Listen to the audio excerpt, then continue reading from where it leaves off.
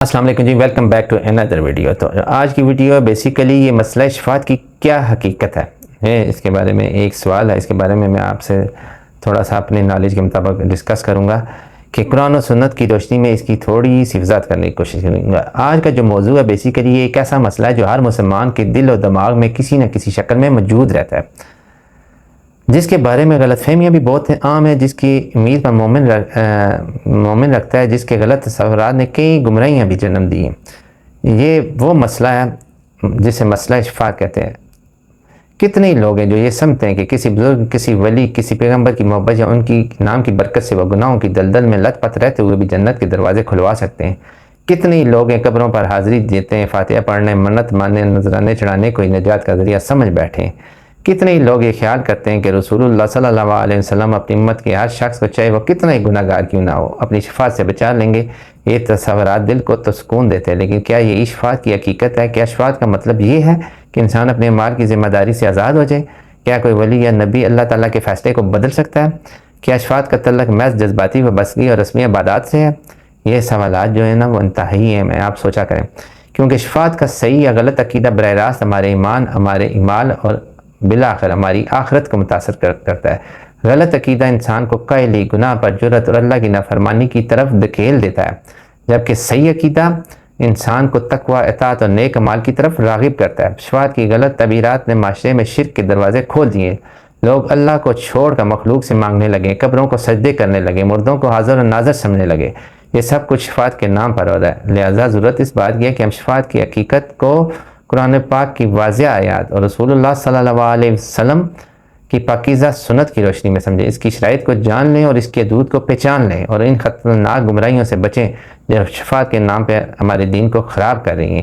یہ محض ایک علمی مباحثہ نہیں، یہ ہماری نجات کا معاملہ۔ یہ جاننا ضروری ہے کہ کون سی شفاعت مقبول ہے اور کون سی مردود، کن لوگوں کو شفاعت نصیب ہوتی ہے اور کن سے یہ سعادت جو ہے نا چھن جائے گی۔ شفاعت کا اختیار کس کے پاس ہے اور اس کا حصول کن شرائط کے ساتھ مشروط ہے؟ ان سوالات کے جوابات قرآن و حدیث کے ٹھوس دلائل کی روشنی میں تلاش کرتے ہیں، اپنے عقیدے کے ہر قسم کی آلودگی سے پاک کرنے کی کوشش کرتے ہیں۔ یاد رکھیے، عقیدہ وہ بنیاد ہے جس پر ہمارے تمام اعمال کی جو ہے نا عمارت کھڑی ہوئی ہوتی ہے۔ اگر بنیادیں کمزور یا کھوکھلی ہوں تو عمارت کب تک قائم رہ سکتی ہے؟ شفاعت کا صحیح عقیدہ ہمیں اللہ کی رضا کی طرف گامزن کرتا ہے، جبکہ غلط عقیدہ ہمیں اللہ کی ناراضگی کی طرف لے جاتا ہے۔ یہ وقت ہے اپنے قائد کی صفائی کا، اپنے ایمان کی تجدید کا۔ تو بڑھتے ہیں آج کی ویڈیو کی طرف۔ یہ انتہائی قیمتی ویڈیو ہے آپ سب کے لیے، اور اس ویڈیو کو غور سے سنیے گا، اور جو کچھ میں کہنے جا رہا ہوں اس کو سمجھنے کی کوشش کیجیے گا، اس پہ غور و فکر کریے گا، اور اپنے طور سے بھی اس کے نالج لینے کی کوشش کیجیے گا۔ شفاعت عربی زبان کا لفظ ہے جس کا بنیادی مطلب کسی چیز کو جوڑنا، درمیان میں پڑھنا، کسی کی حمایت یا سفارش کرنا ہے۔ شرعی اصطلاح میں شفاعت سے مراد قیامت کے دن اللہ تعالیٰ کے ہاں کسی مقرب بندے جیسے نبی، صدیق، شہید، ولی کا اذہان الہی سے کسی گناہ گار یا کم درجے کے مومن کے لیے بخشش، درجات کی بلندی یا عذاب سے نجات کی درخواست کرنا۔ یہ ایک عظیم نعمت اور اللہ کا اپنے بندوں پر فضل ہے۔ شفاعت کا انکار کرنا درست نہیں، کیونکہ قرآن و حدیث میں اس کا واضح ذکر موجود ہے، تاہم اس کی نوعیت، شرائط اور حدود کو سمجھنا انتہائی ضروری ہے۔ شفاعت کا عقیدہ ایمان بالآخرت کا ایک اہم جزء ہے جو اللہ کے کامل حکمیت اور اس کے فضل و کرم دونوں کو ظاہر کرتا ہے۔ قرآن پاک میں شفاعت کا جو بیسیکلی بارے میں قطعی اور واضح طور پر جو ہمیں تعلیم دیتا ہے، اس کے کچھ بنیادی نکات ہیں بیسیکلی نا۔ اس میں اللہ کی اجازت شرط اول ہے۔ شفاعت کا سب سے اہم اصول ہے کہ کوئی بھی شخص چاہے وہ کتنا ہی مقرب کیوں نہ ہو، اللہ تعالیٰ کی اجازت کے بغیر شفاعت نہیں کر سکتا۔ قرآن پاک اسے بار بار دہرایا، اس دن کوئی شفاعت نفع نہیں دے گی سوائے اس کے جسے رحمان یعنی اللہ نے اجازت دی اور جس کی بات اسے پسند آئی ہو۔ میں یہ صورت تا کی 109 آیت ہے۔ ان کے پاس اس اللہ کے سوا کوئی شفاعت کرنے والا نہیں ہوگا جس کی اجازت حاصل کرے۔ سورۃ بقرہ کی 255 آیت کرسی ہے۔ وہی زندہ اور جاوید ہے، اس کے سوا کوئی معبود نہیں، تم اسے پکارو، اس کے لیے خالص دین ہے۔ ان کی شفاعت کچھ بھی کام لائے گی سوائے اس کے کہ جسے اللہ اجازت دے اور رضامند ہو۔ المومنون کی 65 نمبر ہے۔ یہ آیات شفاعت پر اللہ کے مطلق حکمیت اور اختیار کو ثابت کرتی ہیں۔ شفاعت کسی کی ذاتی طاقت یا اختیار کا نتیجہ نہیں، بلکہ محض اللہ کا فضل اور اس کی رضا کا اظہار ہے۔ نمبر 2، اللہ کی رضا شرط ثانی۔ صرف اجازت ہی کافی نہیں، بلکہ شفاعت کرنے والے کی بات اللہ کو پسند بھی آنی چاہیے، اور جس کے لیے شفاعت کرے اللہ اس سے راضی ہو۔ سورۃ الطاع کی 109 نمبر۔ یہ شرط شفاعت کو ہر گناہ گار کے لیے عام نہیں بناتی۔ نمبر 3، شرک کرنے والوں کی کوئی شفاعت نہیں۔ قرآن پاک بارہا اس بات پر زور دیتا ہے کہ مشرکوں کے لیے کوئی شفاعت نہیں ہوگی۔ بس آج نہ تو کوئی دوستی کام آئے گی اور نہ شفاعت۔ سورۃ غافر کی آیت نمبر 18 ہے۔ نفع نہیں دے گی، المدثر کی 48 ہے۔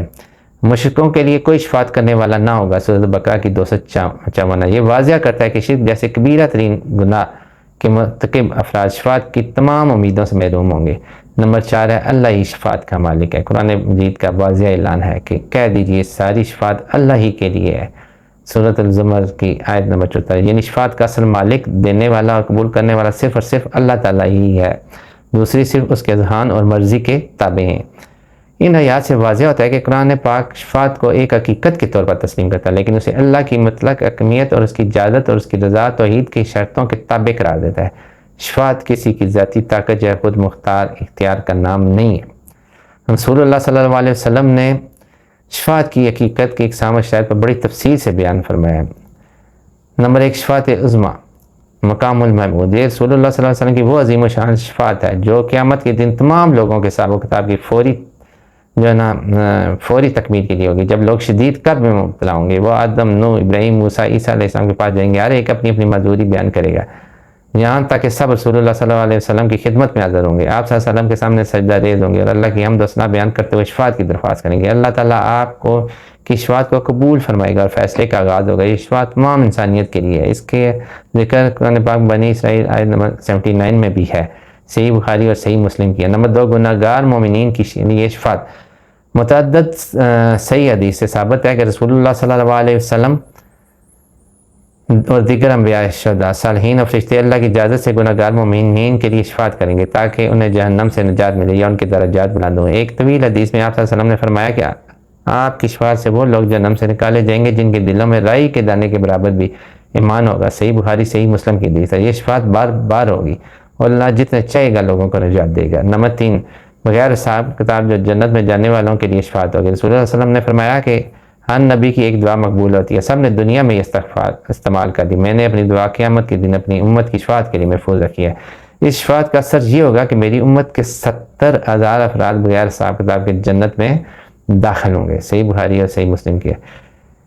شفاعت کی شرائط یہ ہے کہ توحید، ایمان، سب سے پہلی شرط یہ ہے کہ جس کے لیے شفاعت ہو وہ موحد ہو، یعنی کہ مشرک نہ ہو۔ اللہ کی اجازت تو ہونی چاہیے، شفاعت کرنے والا اللہ کی اجازت کے بغیر کچھ نہیں کر سکتا۔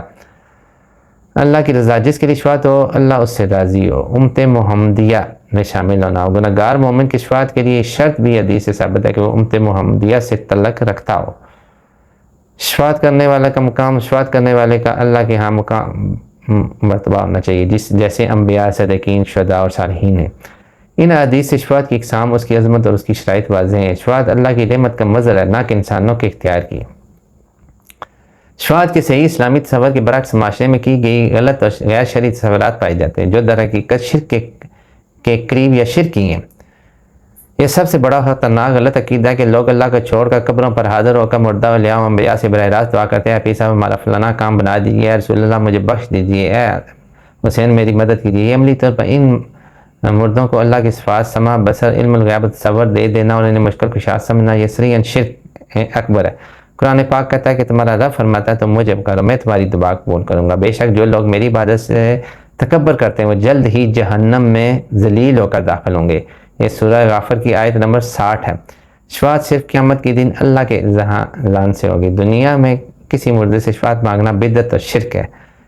شفاعت کا غلط تصور، یہ خیال کہ صرف کسی ولی یا نبی سے محبت یا ان کے نام لینے سے انسان ہر حال میں نجات پایا جائے گا چاہے وہ کتنے گناہ گار ہو، یہ تصور انسان کو گناہ پر جرأت دیتا ہے اور عمل صالح سے غافل کرتا ہے۔ قرآن و حدیث میں ہے عقل مند وہ ہے جو اپنے نفس کو قابو میں رکھے اور موت کے بعد کی زندگی کے لیے عمل کرے۔ ترمذی شریف ہے وہی حدیث ہے۔ شفاعت گناہوں کی چھٹی کا پروانہ نہیں بلکہ اللہ کے فضل سے مومن کو گناہگار کو جزا دینے کا ایک ذریعہ ہے۔ قبروں کو وسیلہ بنانا، قبروں پر حاضری دینا، انہیں چومنا چھونا، ان سے دنیاوی آخروی حاجات مانگنا، ان پر نظر نیاز چڑھانا، یہ سب دراصل قبر والوں سے شفاعت طلب کرنے کی مختلف شکلیں ہیں۔ رسول اللہ صلی اللہ علیہ وسلم نے قبروں پر سجدہ کرنے سے منع فرمایا اللہ نے مجھے قبر کو سجدہ گاہ بنانے سے روکا ہے۔ صحیح مسلم، آپ نے قبروں کو سجدہ گاہ بنانے، ان پر چراغ جلانے اور پختہ بنانے سے سختی سے منع فرمایا۔ نمبر 4، مردوں کو حاضر ناظر سمجھنا، یہ عقیدہ کہ اولیاء اللہ یا انبیاء اپنی قبروں میں زندہ ہے، ہر جگہ حاضر ناظر ہے، ہر ایک کی پکار سنتے ہیں، یہ بھی سریعاً شرک ہے۔ اللہ کے سوا کوئی حاضر ناظر نہیں۔ مردہ اپنی قبر میں یا جنت جہنم میں ہے، وہ نہ سن سکتا ہے، نہ دیکھ سکتا ہے، نہ مدد کر سکتا ہے۔ نمبر 5 ٹوٹکے، طویل گنڈے اور کانوں کے ذریعے شفاعت کا اصول۔ کچھ لوگ کانوں عاملوں کے پاس جاتے ہیں، ٹوٹکے کرتے ہیں، غیر شرعی تویز لٹکاتے ہیں، یہ سمجھتے ہوئے کہ یہ بزرگ ان کی شفاعت کر دیں گے، یہ ان کے ذریعے اللہ کی رحمت حاصل ہوگی۔ یہ سراسر جہالت اور دھوکہ ہے۔ رسول اللہ صلی اللہ علیہ وسلم نے جادو، ٹونے، ٹوٹکے اور کانوں کے پاس جانے سے سختی سے منع فرمایا ہے۔ یہ تمام باتیں شفاعت کے صحیح اسلامی تصور کے منافی اور انسان کو دین سے دور لے جاتی ہیں۔ ان سے بچنا ہر مسلمان پر فرض ہے۔ سوال یہ پیدا ہوتا ہے کہ پھر ہمیں شفاعت کی امید کیسے رکھنی چاہیے، اور اس کے لیے قرآن و سنت نے جو راستے بتائے وہ یہ ہیں کہ نمبر 1 ایمان و توحید، سب سے بنیادی چیز مضبوط ایمان و پکیزہ توحید ہے۔ مشرک کے لیے شفاعت نہیں ہے، مشرک کے لیے اطاعت رسول اللہ صلی اللہ علیہ وسلم ہونا چاہیے۔ نمبر 2 پہ اللہ تعالیٰ نے ارشاد فرمایا، کہو کہ اگر تم اللہ سے محبت رکھتے ہو تو میری پیروی کرو، اللہ تم سے محبت کرے گا۔ سورۃ آل عمران کی 31 نمبر۔ رسول اللہ صلی اللہ علیہ وسلم کی مکمل اطاعت و اتباع ہی آپ کی شفاعت پانے کا سب سے بڑا ذریعہ ہے۔ نمبر 3 کثرت سے درود شریف پڑھنا۔ رسول اللہ صلی اللہ علیہ وسلم نے فرمایا، جس نے مجھ پر ایک بار درود بھیجا اللہ تعالیٰ نے اس پر 10 بار نعمت نازل فرماتا ہے۔ صحیح مسلم کی حدیث ہے، قیامت کے دن سب سے قریب وہ ہوگا جو سب سے زیادہ درود بھیجنے والا ہوگا۔ درود شریف آپ کی شفاعت کا وسیلہ ہے۔ نمبر 4 نیک اعمال کے بعد ایمان کے بعد نیک اعمال ہی انسان کو اللہ کی رحمت و شفاعت کا مستحق بناتے ہیں۔ نماز، روزہ، زکوٰۃ، حج، صدقہ، والدین کی خدمت، صلہ رحمی، اخلاق حسنہ وغیرہ۔ نمبر 5 اخلاص اور دعا، اخلاص کے ساتھ اللہ سے دعا کرنا کہ وہ ہمیں شفاعت کے لائق بنا دے گا اور شفاعت رسول سے نوازے۔ نمبر 6 توبہ استغفار، گناہوں سے توبہ کرنا اور اللہ سے معافی مانگنا، پھر ان پر اصرار نہ کرنا۔ شفاعت ایک حقیقت ہے، اس کا انکار نہیں کرنا چاہیے۔ نمبر 2 شفاعت کا مالک صرف اور صرف اللہ تعالیٰ ہے۔ شفاعت مکمل طور پر اللہ کے اذن اور اس کی اجازت اور اس کی رضا کے تابع ہے۔ کوئی بھی شخص اللہ کی اجازت کے بغیر شفاعت نہیں کر سکتا۔ مشرکوں کے لیے کوئی شفاعت نہیں ہے۔ شفاعت کا تعلق آخرت قیامت سے ہے، دنیا سے نہیں ہے۔ دنیا میں کسی مردہ چاہے وہ نبی کیوں نہ ہو، براہ راست شفاعت مانگنا، انہیں پکارنا، ان سے حاجت طلب کرنا شرک اکبر ہے۔ شفاعت کی امید رکھتے ہوئے انسان کو اپنے اعمال درست رکھنے چاہیے۔ شفاعت گناہوں کا جواز نہیں۔ شفاعت پانے کا اصل ذریعہ توحید، ایمان، اطاعت رسول، نیک اعمال اور کثرت سے درود شریف اور دعا ہے۔ اے اللہ کے بندو، اپنے عقائدے کی حفاظت کرو۔ شرک کی تمام شکلوں خصوصاً قبر پرستی، مردہ پرستی، غیر اللہ سے دعا، استغاثے سے بچو۔ قرآن و سنت کو اپنا رہنما بناؤ۔ رسول اللہ صلی اللہ علیہ وسلم سے محبت کا تقاضا یہ ہے کہ آپ کی سنت پر چلا جائے، نہ کہ آپ کی قبر کو سجدہ بنایا جائے۔ شفاعت کی امید دل میں رکھو، لیکن اپنے اعمال کی ذمہ داری کو کبھی فراموش نہ کرو۔ یاد رکھو، جنت کی قیمت ایمان اور عمل صالح، شفاعت صرف اللہ کا فضل ہے جو وہ اپنے کچھ چیدہ بندوں کو عطا کرتا ہے۔ اللہ تعالیٰ سے دعا کرتے ہیں کہ اللہ تعالیٰ ہمیں اس عذاب اور عذاب سے نہ اللہ تعالیٰ ہمیں بچائے اور ہمیں اپنے پیارے نبی حضرت محمد صلی اللہ علیہ وسلم کی شفاعت عطا فرمائے اور انہی کی اطاعت کرنے کی ہمیں توفیق عطا فرمائے اور ان کے رستے پہ چلنے کی توفیق عطا فرمائے کہ قیامت والے دن ہم اپنے نبی پاک صلی اللہ علیہ وسلم میں شفاعت کر سکیں۔ ہم اپنے اعمال کے جواب دیں، اپنے اعمال کو اس طرح پھینکا مت کریں اور اس پہ نظر رکھیں آپ کس طرح کے عمل کرتے ہیں، کیونکہ اگر آپ نیتوں کو بہتر کر لیں گے تو انشاءاللہ آپ کے اعمال کبھی بھی برے نہیں ہوگی۔ اپنی نیتوں کو بہتر کریں، اپنے رستوں کو درست کریں۔ یہ ویڈیوز بنانے کا مقصد یہ ہوتا ہے کہ آپ تک جو میرا نالج ہوتا ہے وہ آپ تک پہنچانا اس طریقے سے کہ آپ سنیں اور اس پہ عمل کریں، اس سے آپ کی زندگیوں میں بہتری آئے اور یہ ایک صدقہ جاریہ ہے۔ اس سے آپ کو بھی ثواب ہوگا، مجھے بھی ثواب ہوگا اور انشاءاللہ اللہ تعالیٰ ہم سب کی جو دنیا میں مصیبتیں، تکلیفیں، آزمائشیں انہیں آسان کر دیں گے، انہیں ختم کر دیں گے، ہمارے رستوں کو آسان ہو جائے گا اور ہمارے لیے عزت ہی عزت ہوگی اس دنیا میں اور ہم عزت سے اس دنیا سے نکل سکیں گے اگر ہم اس کے ذکر کو پکڑ لیں گے، اس کے باتوں پہ عمل کر لیں گے اور ان کی باتوں کو ذہن میں رکھیں گے اللہ کی، تو انشاءاللہ اللہ تعالیٰ ہماری پہ بھی کرم کرے گا اور اپنے نبی کی شفاعت ہمیں بھی عطا فرمائے گا انشاءاللہ تعالیٰ۔ اگر آج کی ویڈیو آپ کو اچھی لگی ہو تو اسے لائک اینڈ شیئر کر دیں، چینل کو لازمی سے سبسکرائب کر دیں۔ ملتے ہیں جی نیکسٹ ویڈیو میں، اللہ حافظ۔